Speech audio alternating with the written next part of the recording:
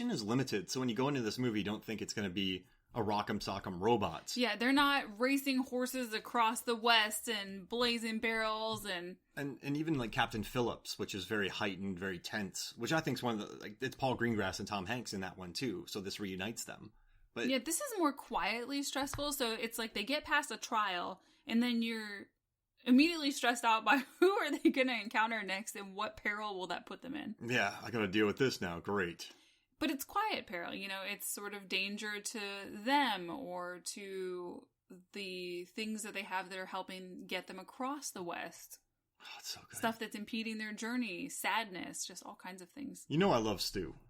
Stew is wonderful. And you know I love stew eating ever since Arrested Development and Carl Weathers. Oh, you know what? I forgot the second part of this. Best stew eating in a movie, because I would say best stew eating on TV, quote unquote, went to Baby Yoda or Grogu in The Mandalorian Season 2. Oh, yeah. And the thing jumped on his face. Yeah, and the Mandalorian told him not to play with his food. That's good stew eating.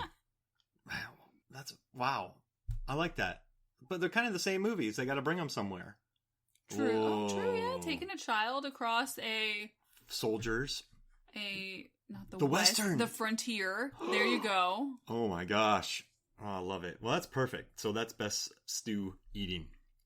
So my third award is, okay, this is a random one, but it's movie I wish was around when I was in college award. Okay. Or, if that's not random enough, Best Turtle Crusade award. Yeah, that one. Okay, so Best Turtle Crusade award. So there's a movie, pardon my French, but it's called Shithouse. It's a movie directed by Cooper Raiff, who also stars in the movie as well. $15,000 budget, low budget movie, and it was released by IFC this year, and it's about this kid who goes to college. His name's Alex.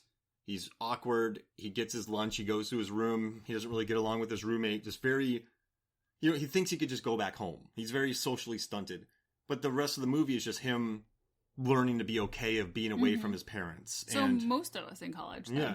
And he just, it could lean into just, like I don't want to insult anything, but it could lean into just a wimpy kid being wimpy and entitled. Does that make sense? Yeah. But it avoids that. And his relationship that Alex has with Maggie, she's the RA in the dorm, the night that they go out to go bury her turtle. So they have to go find her turtle.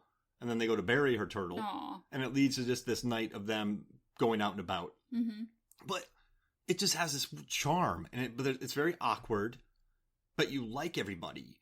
And it's just, for what he did on $15,000, the cast that he has. Wow, $15,000. $15,000 budget. And it's just a cool turtle crusade. I dig it. And I wish I could give away the ending. I just don't want to wreck it. But, in college, you treat such minor incidents sometimes with such major, life-changing, you're experiencing a lot of things for the first time. Mm-hmm. So you treat them with the utmost importance. And you're like, I'm never going to be the same after this. And But this one's just learning to grow up. And, there's a really cool phone conversation. There's a good turtle bit.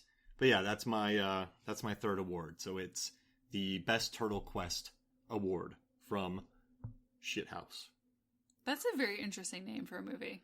I kind of bummed because when you think about a movie with that name, you're thinking Old School or Project X. You're not thinking a very grounded and sensitive movie that largely eschews any preciousness and is more grounded and earnest and nice. Not, you just think, yeah, like slamming burgers into people's faces and stuff. Any suggested alternate movie titles?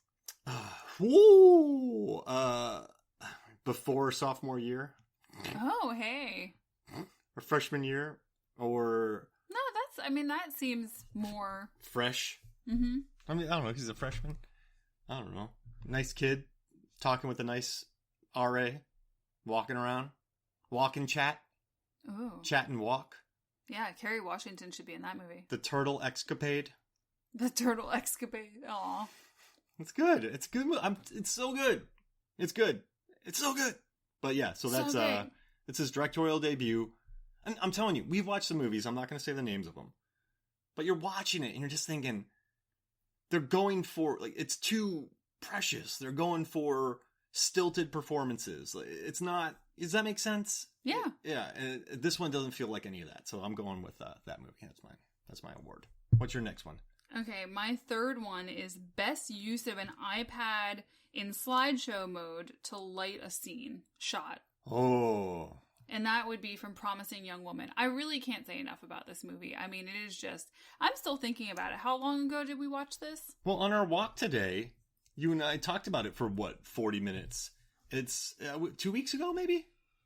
Oh, is it that short? It feels like I've been thinking about this movie for a long time. But it's just such an interesting story and a great take on some thoughtful topics about, rape culture and being a woman and how people enable or don't enable things. I mean, it's a very interesting, thoughtful movie. You notice that it's got this very bright and sort of candy-like, pastel-y, poppy tone and visual feel to it. But that scene, going back to my actual award, that scene is so interesting because you don't know what's lighting the scene at first. You've got Carey Mulligan sitting on her bed, and you go from her face being sort of brightly lit to a silhouette of her bed frame. Mm-hmm. And then she gets lit again, and you realize that she sort of fits within the mold of her bed frame. And then they pan the camera around, and you see that it's an iPad lighting it, which I thought there were some stunning visual shots there. Yeah, I mean, I love the symmetry of the shots. I looked up the name of the cinematographer. His name's Benjamin Krakun, and just he does a lot of super handheld stuff in this. But in this shot, there's a lot of decent static shots. There's a lot of centered framing, symmetry. There's a lot of making her look small in various rooms. There's a lot of random sort of halo effects on her as well. They frame her with these sort of halos behind her head, which is interesting. And when you're making a movie that has this kind of small of a budget, and they shot over 20-some days, you said, and when you have when you don't have that much money, what makes it look so much more expensive is just the nice production design. Think of symmetry. Think of a color palette, and it adds a lot to the budget. Very thoughtful and intentional design to this, and I think the whole thing just comes together. It's a great story. And I'm kind of a pessimist with production design. So if it's too symmetrical and too barf-worthy, I call it out, right? I'm like, oh gosh, like if I see more teal, I'm going to die. But this one really, I mean, it's everyone who worked, there's a huge cast. And the director knows exactly what she's doing. Surprisingly huge cast. I mean, Emerald Fennell worked on Killing Eve. She's done TV. She knows how to move fast. But yeah, it just looks good. And I shouldn't be surprised by that. It looks good. It's cheap for on a cheap budget. Carey Mulligan is a true revelation. Lots of just interesting reactions and depth there to her character.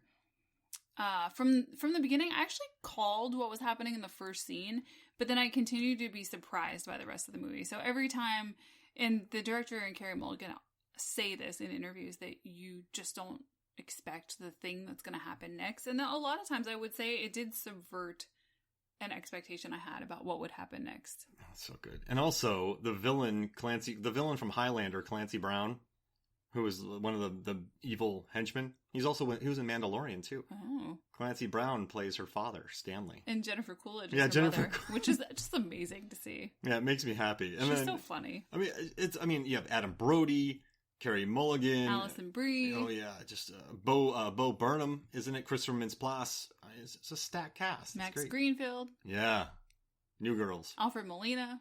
The CC. Connie Britton. The CC mess Let's around. just name people. CC Winston mess around. Go watch it. Yeah. All right. So, am I on my fourth one already? Yeah, because you went first. Right? Wow. All right. So, I am going to say, all right, where's my award at? Best monster that lives inside of a cosmonaut. Oh my gosh. That feeds off of, let's see, it feeds off of the fear that, what is it? The hormone levels. So it feeds off the elevated hormone levels of people's, wait, that's a spoiler. Whatever. But yeah, so it's a monster that lives inside of a guy's esophagus. And it comes out this tiny little monster. Mm-hmm. And then it gets bigger. It was actually kind of cute. It's really cute. You were watching this, I think, while I was making dinner or something in the kitchen where I was busy, and I kept turning around and thinking how entertaining this was. Oh, the cortisol. It's odd, but it's entertaining. It's good, and it feeds off this cortisol.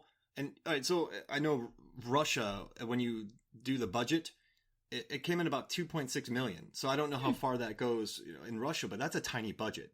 And for the special effects achieved in this movie, I mean, that monster looks good, Meg. It looks... No, cute. it looks really good. And it would mess you up. Oh, for sure. And I kind of like how... It would wreck you. It's formed a symbiotic bond with the cosmonaut, but it's not a Venom or Upgrade situation. No. Can it move around pretty easily? So it has to shrink down and go inside his belly, esophagus. And then at night, at a certain time, it comes out. And then it's like a gremlin. And actually, you know what? In the trailer, they showed it, and they feed it like criminals and everything like that. That's crazy. So it can fit in your stomach, and then it can come out and get really large and eat a whole person, and then go back inside you. Yeah.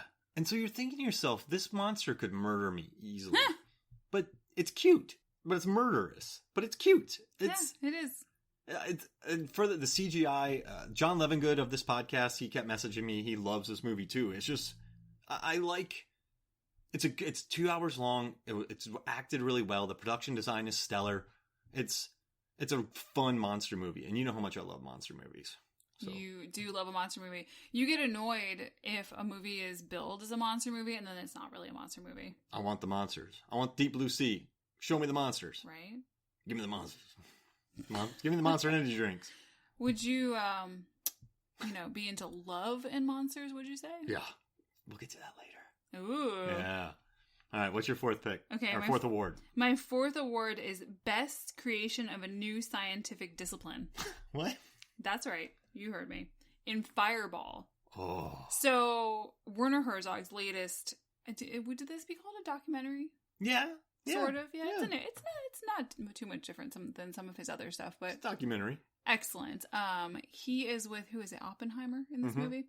They're going around the world and talking to various cultures or groups of people who have somehow linked their culture or their fascinating own hobbies, in the case of my award, with meteorites that have landed on Earth or have impacted us. And it's just a really interesting...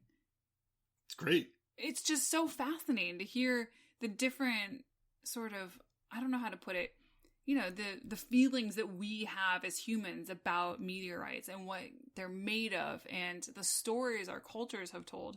And there's all such different perspectives. There's very scientific perspectives in this movie. There's very sort of cultural storytelling and artistic imagery and dance and things that have evolved with some of the stories. And then there's a man in the... Sweden? Is that the one you're thinking? Norway or one of those places? Where what he does is he goes around to, I think it's some sort of... concert venue. Yeah. With a big, wide, flat roof. And it actually has a sloping part that comes down. And stuff collects from the sky in this area. And he takes a plastic baggie with a magnet inside of it. And he sweeps for magnetic particles, which would be in meteorites. And he takes them back to another man who has joined him, and they use this super sensitive, extreme macro photography. Mm-hmm. And they photograph these things at super high resolution, and they go to conferences and whatnot. And he has created essentially a new scientific discipline. It's so interesting. And I like remember that stupid question, like, did you go to the different cultures on purpose? Yeah, we did. Herzog just has a great way of telling stories. And somehow, I mean, maybe it appeals on my level and your level, but the way he finds sort of the human side of stories is just so engaging. And I don't even know how long the movie was, but it was just, I was into it the whole time. Fireball. I would love to hang out with him and Oppenheimer for a night. Oh my gosh, I would just love to hang out with Werner Herzog. That would be, just follow him around while he makes a documentary. The trees are screaming. I won't say anything. I won't ask you questions. Just let me be here with you. Yep. And then we can watch Grizzly Man together. Ooh, yeah. No. Encounters at the End of the World. Ooh. That's my favorite. And then watch Bad Lieutenant, Port of Call, New Orleans. And then we can watch Mandalorian Season 1. Oh! We're just hanging out. We're getting him over here. Yeah, we're just going to have a Herzog night. Before we go on break, who's our spirit animal? Bill Nye or Werner Herzog? Oh, I mean, it's Bill Nye. He has been for a long time. But... yeah, you're right. It's close, though. Yeah. It's a tough decision. All right, so we're gonna take a quick break, and then when we come back, we will talk more